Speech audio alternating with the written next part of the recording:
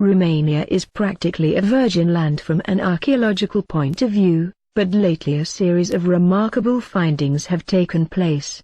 For example, in 2002 the oldest human remains in Europe have been found in a cave appropriately named the Cave with Bones. These have been dated to around 40,000 years old. In 2009, 35,000 years old cave paintings, some of the oldest in the world, have been found at the Preistorie cave. The oldest permanent settlement in Europe dating back 11,000 years has been found at Slăcladovi on the Danube River. A similar sister settlement was found on the opposite bank of the river at Leptenschiva in Serbia. The government has recently started highway projects, and the archaeological diggings done on the planned routes have shown just how densely populated the area was during the Neolithic. But still, the most spectacular findings remain those of the Kukni culture, the oldest civilization in Europe, which would later branch out towards the south and the west in a number of daughter cultures such as the Vinca culture, the Hamanja culture, the Boian culture and so on.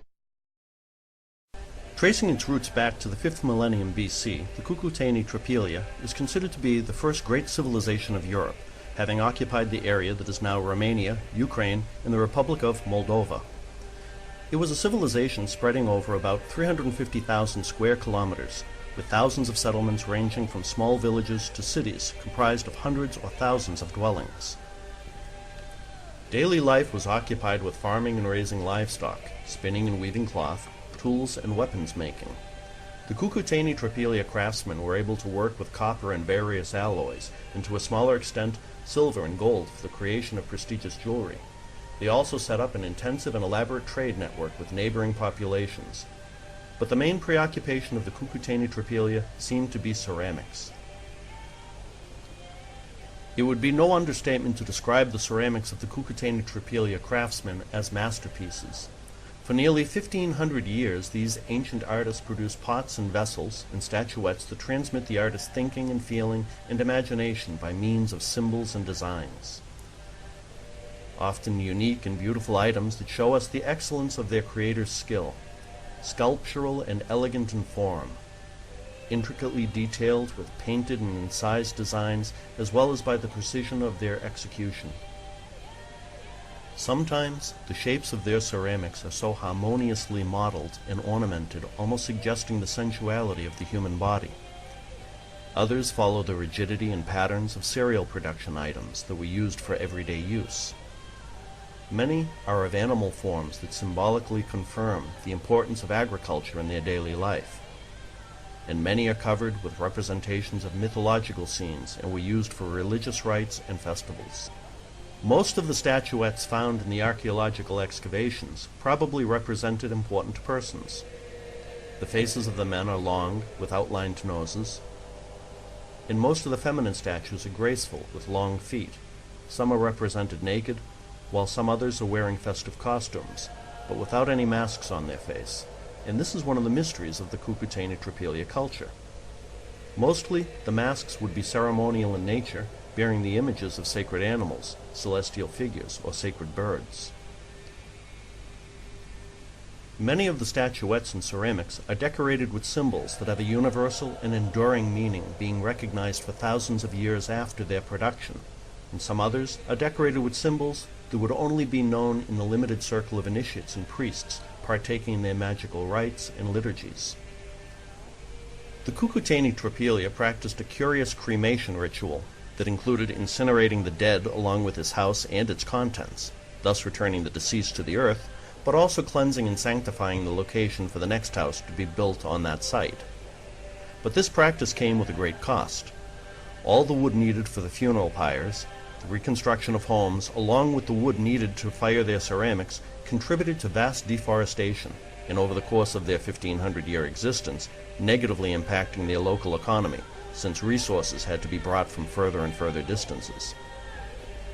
And later, attacks from nomadic pastoral tribes and neighboring communities coming from the steppe regions of Eurasia are believed to have led to their decline and disappearance altogether.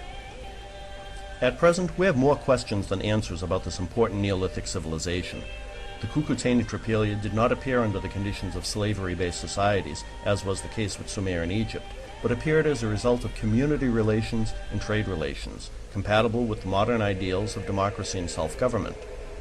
The fact that prehistoric European civilization was based on such noble values, democracy and equality, is the most astonishing discovery yet, more valuable than any tangible artifact.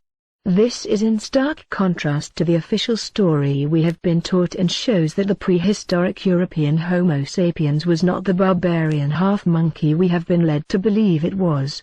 The hypotheses presented to us by archaeologists and the false biblical belief that God created only two humans in the beginning, although the Bible clearly says in the story of Cain that other humans were created, have implanted into our subconscious the belief that human development is linear and comes from a singular place. The extraordinary Neolithic artifacts found both in Western and Eastern Europe, which show that these humans were not inferior to us in any way, force us to rethink the prehistory of Europe and the origins of humans in Europe.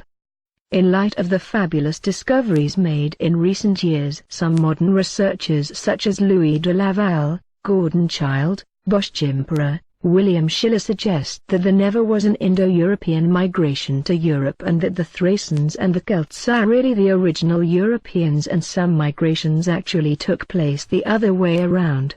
It has long been known, for example, that a small number of Indian tribes are descendants of Thracian people that left from Europe. Cambridge History of India, 1922. Let's take a minute to admire the art that the Kootenai culture has produced.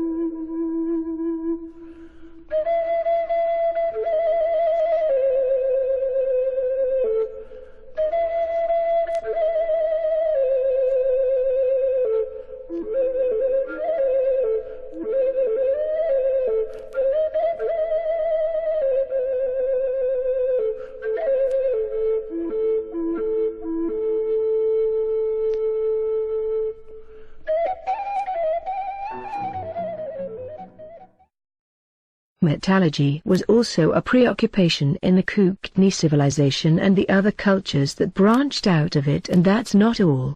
During the 2011 works on a new highway in the Sibiu County in Romania, the oldest Neolithic settlement in Romania was found, and among the artifacts recovered was also an iron chariot, along with the wooden wheel found in Ljubljana and the wheeled bull belonging to the Kootenai culture. This makes Europe the most likely place for the invention of the wheel. So indispensable are wheels to everyday life that many imagine the wheel was invented early in human histories and probably hewn out of stone. However, archaeology shows that for much of human history the wheel simply wasn't necessary and therefore wasn't invented. So just how old is this cyclotory shape? Well, some of the earliest evidence for wheels dates to around 3600 BC with the Cucuteni Tropilian culture.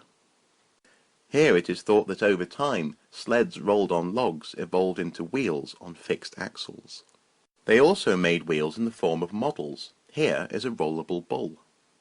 Another interesting recent find is the discovery of these yet undated clay tablets in 2012 at Preistorie, Romania, which show a primitive form of writing and could possibly belong to the same culture that produced the tablets found at Tartaria in central Romania, which are the oldest known form of writing in the world.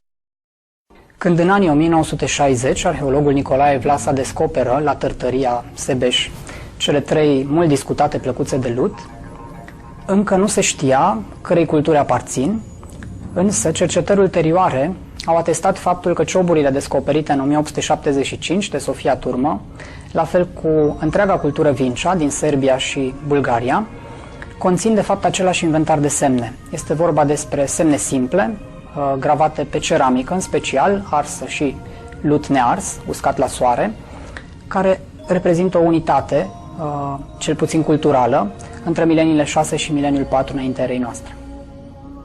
Prin anul 2003 a sosit la mine un cercetător din Italia, îl chema Marco Merlini.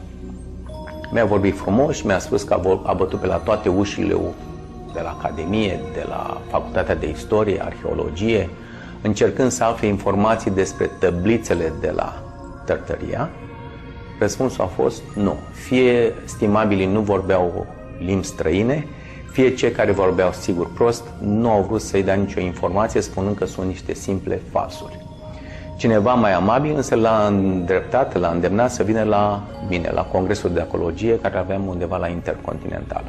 Am venit, am vorbit cu el, chiar am devenit prieteni și mi-a spus că el are un studiu îndelungat de câțiva ani pe cultura Vincea, în care a găsit peste 300 de mărturii cu scrisul din această civilizație, fie pe simple cioburi, fie pe obiecte de cult, statui. A avut amabilitatea să-mi arate studiile lui pe internet și atunci, anul următor, am făcut un congres care l-am numit Tărtăria, cred că a fost în 2004. Cu acea ocazie am și ridicat un monument în cinstea primei apariții a scrisului în lume la Tărtărie. Greutatea de care ne-am lovit am constat în faptul că nu puteam să datăm acele tăblițe cu carbon radioactiv, deoarece cercetătorii le arseseră și le spălase ca să vadă mai bine scrisul și în felul ăsta orice informație care putea să fie obținută cu carbonul radioactiv a fost distrusă. Puțin dezamăgiți, am avut o idee care la momentul ăla mi s-a părut o idee deosebită și continuu să o cred. Am spus, împreună cu tăblițele s-au găsit și niște oase îngropate. Dacă oasele au fost îngropate împreună cu tăblițele, înseamnă că vechimea tăblițelor trebuie să fie cel puțin egală cu a persoanei care a fost îngropată, dacă nu chiar și mai veche. Următorul pas a fost să obținem acele resturi osoase. Cum cercetătorii de la Cluj nu au fost exact foarte prietenoși și favorabili acestei idei, cum împins la șah un pion ca să faci regine, l-am împins în față pe Merlini. Merlini, un străin care a sosit acolo, i-a impresionat și cu multă dificultate a obținut câteva resturi osoase. A fugit cu ele la Roma, cineva a plătit pentru acest studiu și studiul a fost foarte clar. 7500 de ani vechime, cu carbon radioactiv. Ba mai mult, au găsit că acele oase aparțineau unei femei și nu unui bărbat preot, cum se crezuse înainte. Femeia era puțin șchioapă. Și sigur am publicat aceste informații într-una din numerele lui Dacia Magazine. Deci dintr-o dată, pentru prima oară, tablițele au putut să fie datate. Puțin indirect, dar sunt datate. Cu toate că arheologii îmi spuneau stratigrafic, domnule doctor, vă spun eu, ca specialist, nu pot să fie mai vechi decât 2000 de ani înainte de Hristos. Dar dintr-o dată descopeream că scrisul de la Tartaria este cu 2000 de ani înaintea celui sumerian. Cea mai veche scriere sumeriană a căzut, a venit scrierea la Tartaria, confirmată încă din 1961 de Institutul de Arheologie de la Moscova, preluată ulterior de către americani în 1970 și confirmată că este cu 1000 de ani mai veche decât cea mai veche scriere sumeriană. Ele sunt amintite în primul volum din Istoria Românilor, publicat sub egida Academiei Române începând din anul 2001. Sunt și reproduse cele 3 tablițe, sunt descrise din punct de vedere arheologic, este descris situl, toate celelalte artefacte descoperite în același loc. Dar autorul, un cercetător de la Institutul de Arheologie din Iași, ajunge la concluzia că soluționarea acestei probleme, deci realizarea, formularea unei concluzii științifice privind scrierea de la Tartaria, nu poate fi rezolvată decât așteptând noi descoperiri și noi ipoteze de interpretare. Acum, în același an, în anul 2001, la Paris, la editura Flammarion, apărea o istorie a scrisului, Histoire de l'écriture de l'idéogramme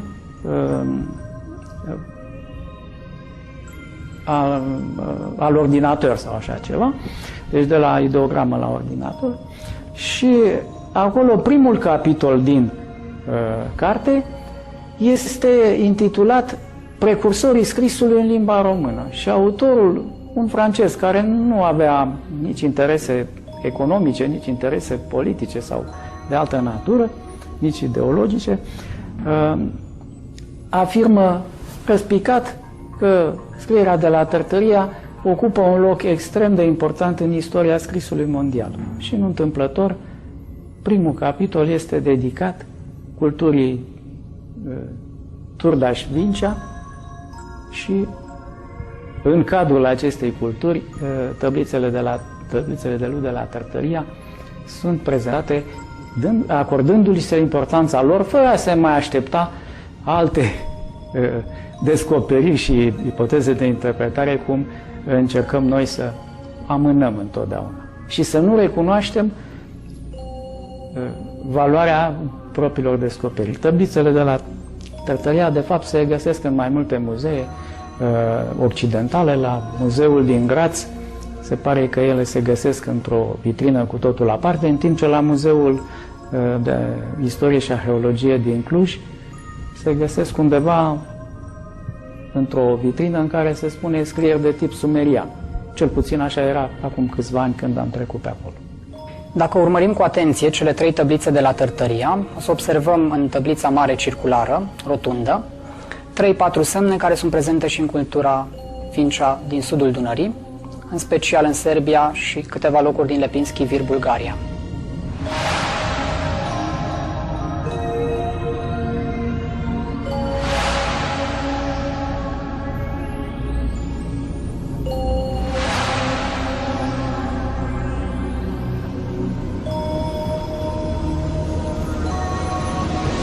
Problema scrierii în Valea Dunării este o problemă mai veche, care a fost abordată cu mare reticență, în special în cercetările române. Însă există o tradiție, poate de peste 100 de ani, care ar trebui menționată. În primul rând, în 1875, niște țărani din Sebeș, din satul Turdaș, au semnalat învățătorul că s-au descoperit în malul Mureșului niște cioburi. Este vorba despre cioburi pe care arheologul Sofia Turmă le-a adunat în Lădițe. La vremea respectivă, cu excepția lui Cezar Boliac, arheologia română nu avea o cercetare și o metodă. Cioburile au fost puse în Lădițe și sunt depozitate până astăzi în subsolul Muzeului de Istorie de la Cluj. În anii 90, când s-au deschis granițele spre vest, un cercetător important, nu e cunoscut în literatura de specialitate în România pentru că vorbește limba germană și a scris în limba germană, Harold Hartmann, publică un Universalgeschichte der Schriftung, o scriere universală, o istorie universală a scrierii, care apare în 91, reeditată în 94 și care face un inventar al acestor cioburi. Este prima dată când în anii 90 aflăm de fapt despre existența unei scrieri în Valea Dunării. Hartmann, pe baza cercetării Mariei Gimbutas, vorbesc despre o cultură europeană veche unitară. Este vorba de fapt despre un areal în cursul superior al Dunării și cursul inferior al Dunării, care cuprinde mai multe culturi, în special din mileniile 6 până în mileniul 4, cu un inventar de scriere unitar. Harold Hartmann, neavând un limbaj până atunci în știință, a inventat cuvântul scriere veche europeană, alteuropeische Schriftung.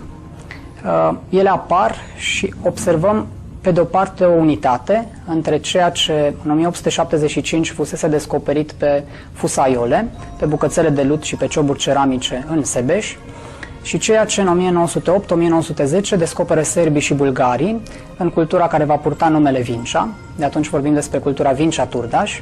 Este vorba despre un spațiu de pe un mal și celălalt al Istrului, în care în mileniile 6 și 4 înaintea erei noastre s-a folosit o scriere unitară, considerată până la vremea respectivă o scriere artizanală, niște simboluri care însoțeau vasele de lut, cioburile funerare, care au fost găsite în inventariile funerare, și mai ales fusaiolele sau amuletele magice făcute din lut.